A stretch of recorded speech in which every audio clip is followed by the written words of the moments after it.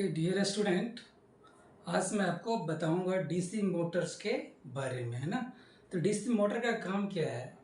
ये electrical power को mechanical power में कन्वर्ट करता है।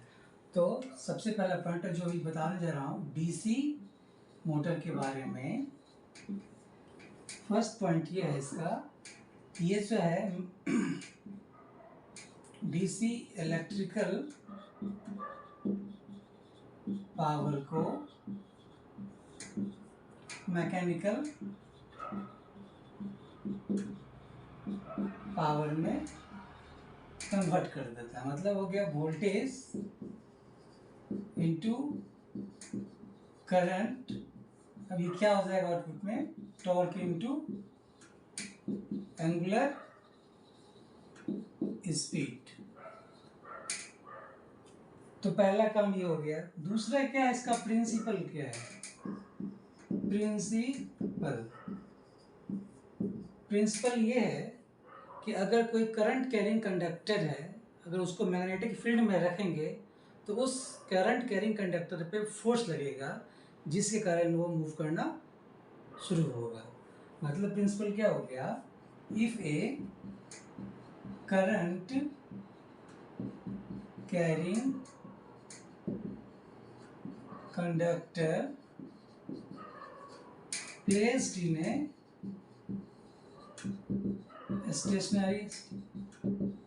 stationary magnetic field,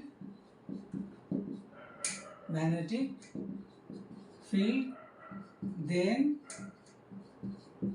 conductor will experience a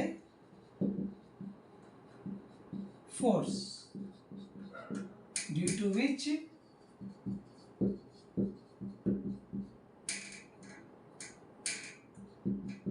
conductor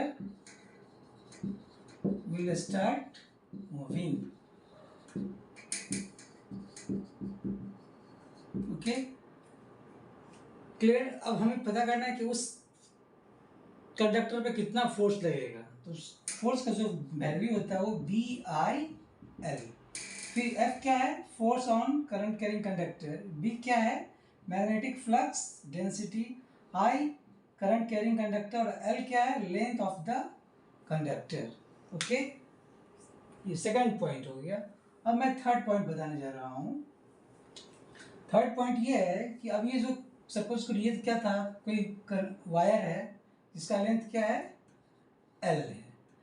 जब इसको बैटरी से कनेक्ट करेंगे तो इससे क्या हो गया? करंट फ्लो होगा। अब इसका नाम क्या हो गया? Current carrying conductor.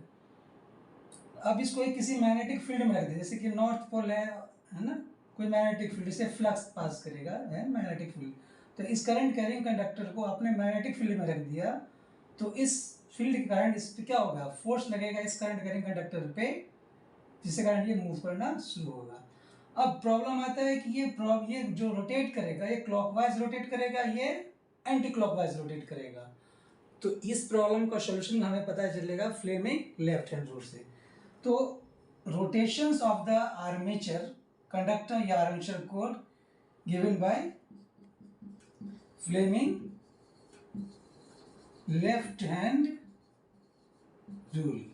ओके, तो 3 पॉइंट बताया मैंने डीसी मोटर्स के बारे में। पहला, इलेक्ट्रिकल पावर को मैकेनिकल पावर में कन्वर्ट करता है। दूसरा, मैंने प्रिंसिपल बताया। तीसरा, कितना फोर्स लगेगा उस करंट कैरिंग कंडक्टर पे। और चौथा, कि वो कंडक्टर का मूवमेंट का डायरेक्शन कैसे पता करेंगे, वो फ्लेमिंग लेफ्ट हैंड रूल से। क्लियर ना? नाउ अब नेक्स्ट पॉइंट आता है क्या फ्लेमिंग लेफ्ट हैंड रूल क्या बताता है? क्लियर? तो अब सपोज करो कि ये नॉर्थ पोल है और ये क्या है तुम्हारा? साउथ पोल है। अब ये क्या हो गया? इससे फ्लक्स पास कर रहा है ना, मैग्नेटिक फ्लक्स। अब आपने एक कंडक्टर ये लेना और एक कंडक्टर ये लेना है, इसका भी लेंथ L, इसका भी लेंथ L। आपने क्या करना है? इसको एक बैटरी से कनेक्ट कर दो। एज्यूम किया अभी मैंने, ओके, ये बैक कनेक्शन, इससे भी करंट फ्लो हो रहा है और इससे भी करंट फ्लो हो रहा है। ओके, तो अब ये आपने क्या किया? करंट फ्लो करवाया इसमें I, और ये I क्या हो गया? Current in each conductor. तो फ्लेमिंग लेफ्ट हैंड रूल क्या कहता है कि अगर आपका सपोज करो ये लेफ्ट हैंड है, ओके, इसका जो 4 फिंगर होगा, है ना, ये तीनों एक दूसरे क्या है, परपेंडिकुलर। तो ये जो है हमारा, ये जो 4 फिंगर है ना, 4 फिंगर, और ये जो मिडिल फिंगर, सपोज करो ये क्या है हमारा, मिडिल फिंगर, है ना, मिडिल फिंगर, और ये थंब,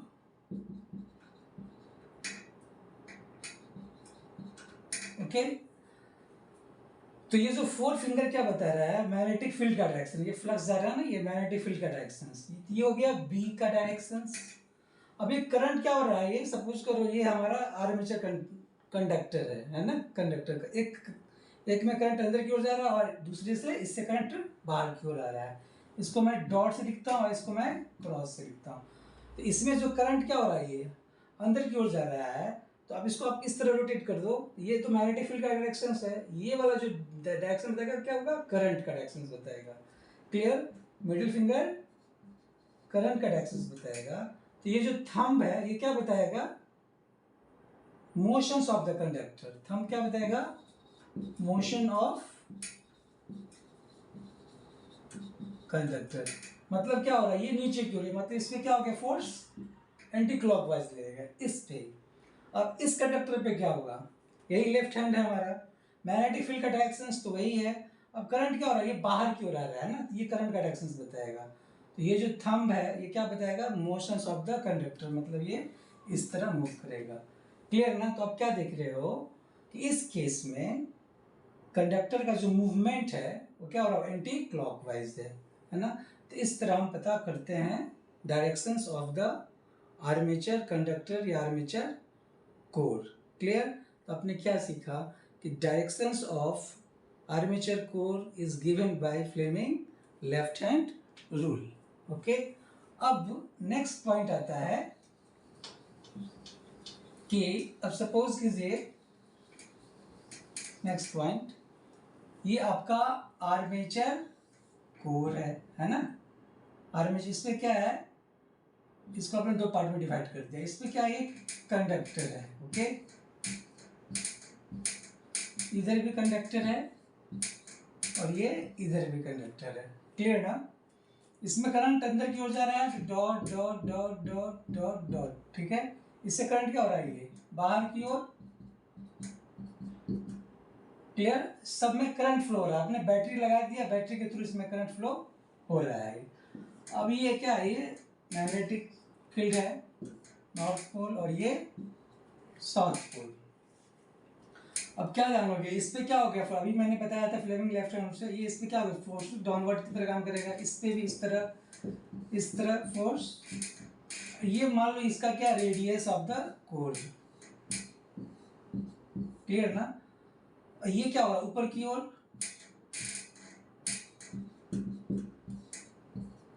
ये सारा फोर्स मिल के क्या करता है, एक टर्निंग मोमेंट प्रोड्यूस कर देता है, ठीक है, जिसको हम टॉर्क बोलते हैं।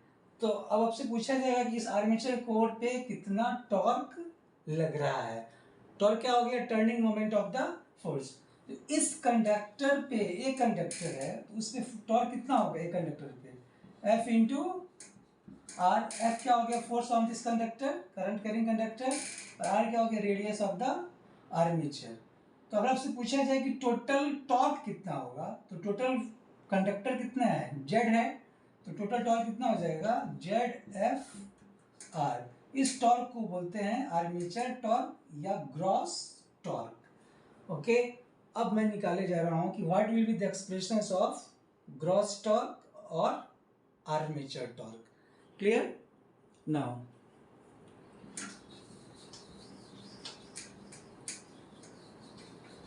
आपने क्या सीखा कि जो टोटल टॉर्क है TA इज इक्वल टू कितना आ गया, ZF R।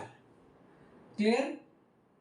Z क्या हो गया, total number of armature conductor, F क्या हो गया, force on a single conductor, R क्या हो गया, रेडियस ऑफ द आर्मेचर। अब ये ZF इक्वल टू मैंने क्या बताया अभी, BIL into R. Z B क्या होता है? Flux, magnetic flux density. Magnetic flux density का मतलब क्या हो गया? Flux per pole by area of that pole, है ना। तो फ्लक्स बाय एरिया मतलब एक पोल से कितना फ्लक्स पास कर रहा है उसका वैल्यू, और उस पोल का कितना एरिया है, ठीक है। अब आई क्या हो गया? Current in each conductor. L क्या हो गया? इसका लेंथ, और आर क्या हो गया? Radius of the armature. अब सपोज कीजिए कि ये आर्मेचर्स है, ओके, इसका रेडियस कितना है? आर है। तो अगर मान लो ये पूरा का पूरा पोल से घिरा हुआ है, ठीक है, north pole, south pole, north pole, south pole, north pole, south pole, north, south, north, south. Clear ना? मीन्स टोटल आर्मेचर कोर क्या हुआ? पोल से घिरा हुआ, मतलब टोटल नंबर ऑफ पोल क्या है? पी है। तो अगर आपसे पूछा जाए कि इस पोल कितने डिस्टेंस को कवर कर रहा है, टोटल पोल, क्लियर ना, तो क्या होगा इसका पेरीमीटर का वैल्यू? 2 pi are. क्लियर ना? लेकिन ये जो आपका आर्मेचर्स है, इस तरह आर्मेचर्स होता है ना, और हर एक पे क्या हो गया? ये इसका लेंथ हो गया। ये लेंथ क्या हो गया? लेंथ हो गया इस पे जो कंडक्टर है उसका लेंथ है। तो ये जो पोल हो, ये फ्लक्स होगा इस पूरे एरिया में पड़ेगा, पर पोल पे जो है ना। तो अब बताओ कि इस पोल से इस पोल कितने एरिया को कवर करेगा ये। तो अब सपोज कीजिए ये पी पोल, एक सिंगल पोल के लिए है, तो पी पोल एरिया कितना है? 2 pi R L. Clear? Total perimeter into length of the conductor. तो वन पोल के लिए कितना होगा? 2 pi R L by P. Clear ना? तो सपोज कर ये आपका इस पोल का जो एरिया हो गया, इस पोल का एरिया कितना हो गया? 2 pi R L by P. Phi क्या हो गया? फ्लक्स पर पोल। क्लियर ना? तो एरिया ऑफ वन पोल कितना हो गया? 2 pi R L by P. Clear? Now अब सपोज कीजिए ये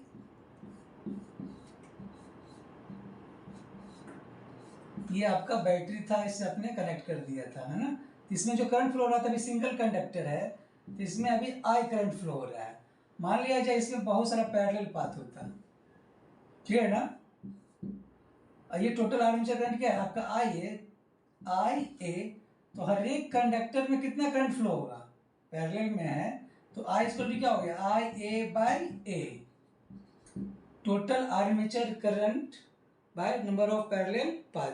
मतलब सपोज कीजिए कि इस बैटरी से 20 करंट का फ्लो हो रहा है, ठीक है ना, और यहाँ पे दो रेजिस्टेंस, इक्वल रेजिस्टेंस है, इससे 20 एम्पियर का करंट फ्लो हो रहा है, दो पैरेलल पाथ है, तो हर एक में कितना करंट फ्लो होगा? 10 एम्पियर का और 10 एम्पियर का। तो 10 एम्पियर कैसे आया? तो टोटल करंट को आपने क्या किया? नंबर ऑफ पैरेलल पाथ से डिवाइड कर दिया। क्लियर है ना? तो अब जरा बताइए कि ये जो होगा,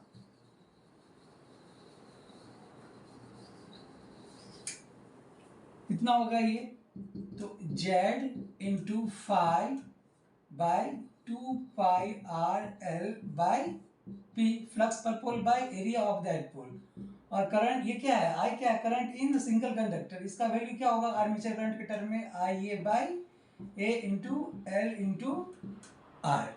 अभी एल आर और एल आर कैंसिल हो गया, तो 1 by 2 pi P five Z by A into आई। इसका वैल्यू कितना आएगा? 0.159 Z I A into P by A newton metre.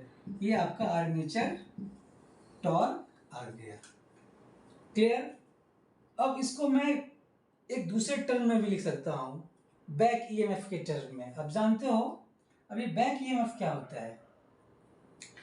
अब जरा सोचिए कि जैसे ये नॉर्थ पोल था और ये आपका साउथ पोल था, अब इस पे जो आर्मेचर्स कंडक्टर थे, अब ये क्या हो गया, करंट कैरिंग कंडक्टर जो था रोटेट करना शुरू हुआ। तो अब ये रोटेट भी कर रहा है, तो अब रोटेट करने का मतलब क्या, अब ये मूविंग कंडक्टर हो गया। अब ये मूविंग कंडक्टर का इस फ्लक्स को क्या कर रहा है, चेंज कर रहा है। तो अब जानते हैं कि अगर कोई मूविंग कंडक्टर किसी फ्लक्स को डिस्टर्ब करे या चेंज करे, तो उस मूविंग कंडक्टर में क्या हो गया, वोल्टेज इंड्यूस्ड हो जाता है। क्लियर ना। तो इस केस में क्या होगा, वोल्टेज क्यों इंड्यूस्ड हुआ, मूवमेंट के कारण हुआ। और मूव क्यों किया, तो अपने बैटरीज लगा दिया, उस बैटरी से करंट फ्लो हुआ। तो इसमें जो ईएमएफ पैदा होगा वो उस बैटरी को क्या करेगा, बैटरी के वोल्टेज को अपोज करेगा। तो ये जो ईएमएफ प्रोड्यूस होता है उसको हम बोलते हैं बैक ईएमएफ। इसका वैल्यू वही होगा जो जनरेटर के केस में हमने निकाला था। मतलब जनरेटर के केस में क्या निकाला था आपने, is equal to 5Zn/60 into P by A. यही क्या हो जाएगा, ई बी, बैक ईएमएफ। इसका भी value 5Zn/60 into P by A, जो क्या करेगा, सप्लाई वोल्टेज को अपोज करेगा।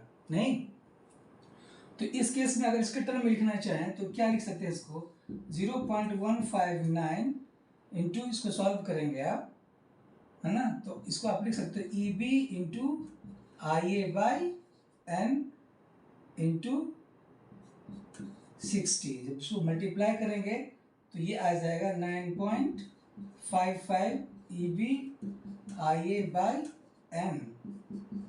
सो this is the armature torque, newton metre. तो आपने क्या देखा, आर्मेचर टॉर्क का दो वैल्यू आ गया ना, दो फॉर्मूला इसको मैंने डिराइव कर दिया। तो पहला जो हो गया इसका क्या आएगा, torque is equal to 0.159 Z five P I A by A, और दूसरा 9.55 E B I A by N. ये हो गया आपका आर्मेचर टॉर्क का। क्लियर। नाउ अब ये मतलब टोटल टॉर्क जो प्रोड्यूस होता है आर्मेचर टॉर्क, इसका ये वैल्यू आया। लेकिन हमें जो आउटपुट मिलता है वो कहाँ मिलता है, वो शाफ्ट पे मिलता है ना। तो जहाँ से हम आउटपुट, यूजफुल आउटपुट पावर लेते हैं, उस टॉर्क को हम बोलते हैं शाफ्ट टॉर्क। तो दूसरा आया TSH, इसको बोलते हैं शाफ्ट टॉर्क। इसको बोलेंगे क्या, torque required for doing useful work. Useful work करने के लिए जितना टॉर्क चाहिए उसे हम शाफ्ट टॉर्क बोलते हैं। तो ये जो शाफ्ट टॉर्क है जब भी होगा तो TA से कम होगा। क्यों, क्योंकि कुछ इसमें क्या होता है, जब वो मूवमेंट होगा तो फ्रिक्शंस भी होगा और साथ साथ उसमें आयरन लॉस भी हो जाता है। मतलब कि अगर TA माइनस TSH लिखे तो क्या लिख सकते हैं आप, 9.55 into iron and friction loss by N. Clear. तो ये था शाफ्ट टॉर्क का। क्लियर। तो मैं अब एक समरी लिख देता हूं, है ना। तो अभी आपने क्या क्या सीखा, आपने सीखा डीसी मोटर्स के बारे में कि it convert DC electrical power into mechanical power. Principle is, if a current carrying conductor placed in a magnetic field, then that conductor will experience a force due to which that conductor will move. And the force on each conductor is given by F is equal to BIL, where B is the magnetic flux density, I is the current carrying by each conductor, L is the length of the each conductor. So there are total number of Z conductor. On each conductor force act, and total force act together and create a turning moment, and that turning moment of the force is known as torque. After that we have find the value of the torque, जिसका value मैंने निकाला TA is equal to 9.55 EB IA by N and 0.159 phi Z N IA into P. Clear? So in the next class I will discuss more things. Thank you.